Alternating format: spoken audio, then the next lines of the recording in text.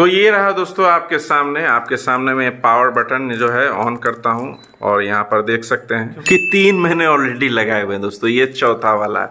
तो आप समझ ही सकते हैं, रिव्यू की बात किया जाए तो पंखे की एयर डिलीवरी जो है ज़बरदस्त है। अभी मैं 6 पर आप लोग को चला कर दिखाता हूँ। इसमें जो है 2H 2 घंटे चलाना है, 4H 4 घंटे चलाना है, रिवर्स मोड में चलाना है अपोजिट डायरेक्शन में 6 घंटे चलाना है, 8 घंटे, जो भी बटन आप क्लिक करेंगे तो उतने घंटे चल के ये ऑफ हो जाएगा।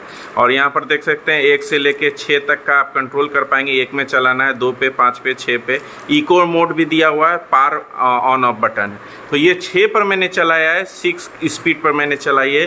पावर मतलब एयर डिलीवरी देखिए क्या गजब का है, साउंडलेस, ज़्यादा आवाज़ भी नहीं है। और सब पंखे होते हैं कि बहुत साउंड नॉइज़ कर रहा है, आवाज़ कर रहा है, लेकिन इसमें मतलब जरा सा भी नहीं है। मैं आपको खुद का एक्सपीरियंस शेयर कर रहा हूँ।